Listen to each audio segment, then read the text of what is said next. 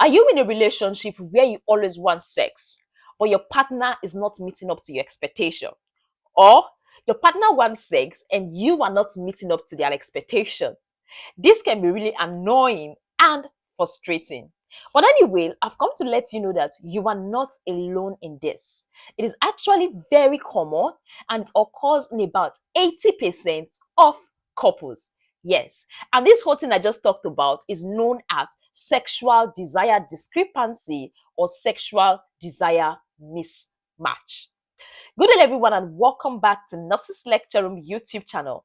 My name is Miss Mary, popularly known as a nurse with a difference, and I make learning easy and accessible for all my viewers. Today, we are going to be talking about sexual desire mismatch or sexual desire discrepancy. What do I mean by that? In a simple term, it simply means one's partner's sexual urge is higher than the other partner's sexual urge, or one is lower than the other partner's sexual urge. So there is a mismatch and there is a discrepancy. Yes. When we talk about desire, you simply means you want something. We all know we want something, we desire something. But when it comes to sex, there are two types of desire. We have the responsive desire and we also have the spontaneous desire. Which do we explain first? Let's talk about the spontaneous desire. When we say spontaneous desire, it simply means that your desire for sex, your desire to want to have sex comes up when you see something, when you watch something, when you observe something that is involving some romance, that is involving some sexual encounter, you want it. That is why it is spontaneous. Your desire is based on what you see or what you've watched. Then the other desire is actually the responsive desire. You are responding to something. You are responding to your partner's kisses. You are responding to your partner's touch. You are responding to your partner clinging to you. You are responding to your partner's hug. So these things can actually activate the sexual desire and sexual responses. You might be responsive to your partner's activity, whatsoever he or she is doing, that is actually making you go gaga. Let's put it that way. So those are the two types of desire when it comes to sexual desire: the responsive and the spontaneous desire. And one thing you should know is that this desire can change. Today it can be spontaneous, tomorrow it can be responsive. So desire changes, desire varies. And these changes and varieties can be as a result of different factors, such as one, it can be as a result of you have been with this partner for a very, very long period of time. You have been together for a very long period of time. You are getting used to the same sex styles. You are getting used to the same thing every day. It can also be as a result of some hormonal conditions. It can be as a result of some medical conditions. It can be as a result of lifestyle, certain lifestyle changes. It can be as a result of the fact that, oh, he wants to go to bed on time and you are not ready to go to bed on time. So these changes actually takes place over time when you are with your partner. Am I making sense? Before I go into what to do, I want to let you know that before there is a desire, a lot of things has to come true. First of all, there have to be a stimulant. There have to be something that is stimulating you. After the stimulant, then there's an arousal. And after the arousal, we have what? We have what we call the motivation to do what you want to do. So then the desire comes and you are able to desire sexual intercourse or something. So now we are going to be talking about what to do. That is why we are making this video today. When it comes to sexual discrepancy or sexual desire mismatch, a lot of research has not been done vigorously on it to find out, oh, what is actually causing it. Like they invested a lot in the research. Well, expert opinions have been taken into consideration, which I'm going to be sharing with you today. So the first one I want to share with you is make sure that there is no underlying condition. There's no underlying medical condition. There's no hormonal imbalance. Make sure your partner is not having erectile dysfunction. The woman is not having issues with her hormones, low estrogen levels, and things like that. But if you suspect any underlying condition, it's advisable you speak to the doctor.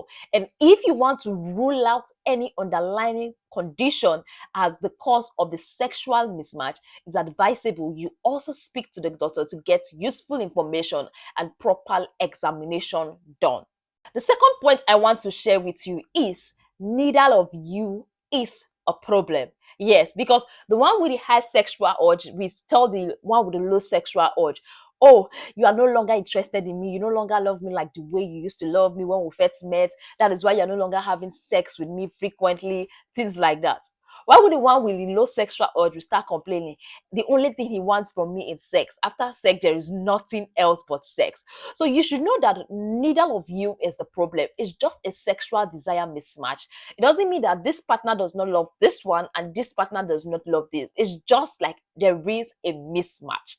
Yes, there is a mismatch. I think what you should start focusing more on is the quality and not the quantity. The quality of sex you have and not the quantity. Note, neither of you is the problem. Before I go into the third point, I just want to let you know that if this sexual discrepancy or sexual mismatch is not bothering you, then it's not something you should be worried about. It's not something you should start working towards.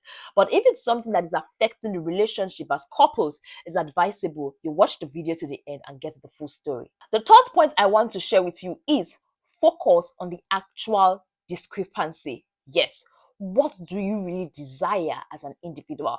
What does your partner, what does your wife, what does your husband desire as an individual? What do they like? Do they sometimes want intimacy without leading to sex?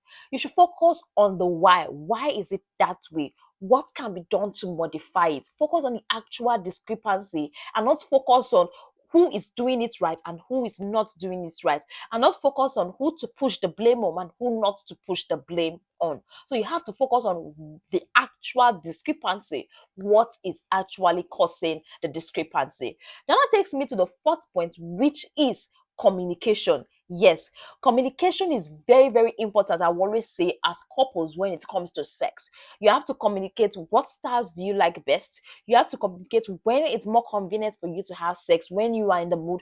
You have to learn to communicate your sexual feelings.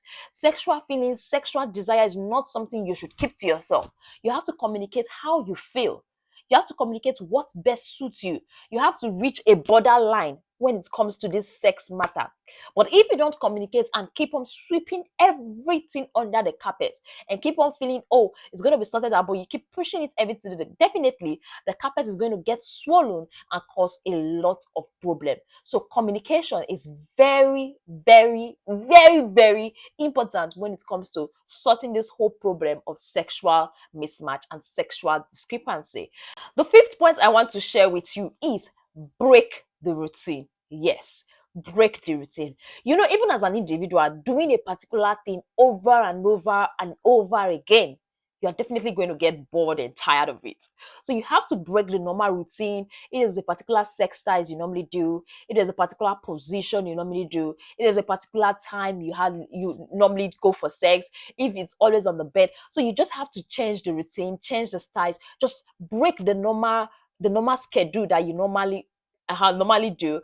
Then also you can schedule time for intimacy as time goes on. So just try as much as possible to break that normal routine, try something new and try something different. Now that takes me to the sixth point, which I'm going to share with you. The sixth point I have to share with you is normalize having sex without desire. Yes, I made a video on the various types of sex couples should have, and one of it was selfless sex. Like, the desire is not there, but for the benefit of your partner, you just have to have it. So normalize having sex without desire. I'm not saying every time, but at least you do it once in a blue moon. It's actually very, very important and very nice, because it's going to make the other partner feels better. I'm not saying it's a must that you should do it every time, but do it once in a blue moon. You get, it's not every time you do rejection. Then that takes me to the seventh point, which is work on positive rejection. Yes, when you get rejected when it comes to sex, you don't have to feel bad about it. Yes, you just have to work on accepting it positively, not negatively. Thinking, oh, my partner does not want sex because they are this, because they are that. Just learn to work on positive rejection and don't be reactive when the other partner says they are not in the mood. Then the eighth point I have to share with you is focus on improving the relationship. Focus on bonding, focus on closeness, focus on sticking together rather than focusing more and more of sex. Because as you grow old, definitely you are going to get tired, you're going to get exhausted of frequently having it like you used to have it when you were a bit younger. So what I advise is focus on building a relationship, focus on closeness, and focus on being together. Yep. Now, let me talk about the research that was conducted on 200 participants and how they dealt with this sexual discrepancy and mismatch. So, the first one they shared was masturbating alone. Yes, the man masturbating alone, the woman masturbating alone differently. So, they were able to use that. Then, the second one is alternative activities such as oral sex, sex toys, and also masturbating together. Then, the third one is close physically. They become very close, sticking together. They were able to use that, like staying together. Then the fourth one is communication. Like I will always tell you, communication is very, very important. It's extremely important when it comes to sexual mismatch, when it comes to relationship, when it comes to marriage. Communication is of high priority. And at the end, in summary from this research, what they discovered was doing things together have a higher rate of satisfaction than alone. Yes, doing things together have a higher rate of satisfaction than alone. Let me tell you something. Playing the blame game will not help. Like blaming this one, blaming that one will not help. But effective communication and sticking together is going to go a long way to help when it comes to sexual mismatch. But before I go, there is something I want you to know. According to Google, the term sexless marriage was typed 3.5 times more than unhappy marriage and over 8 times more than the term loveless marriage. You can see sex is very important when it comes to marriage. I also want to let you know that for the men, sexual rejection is the worst type of rejection a man can ever receive. Yes. The boss can slap them in the office, they will take it.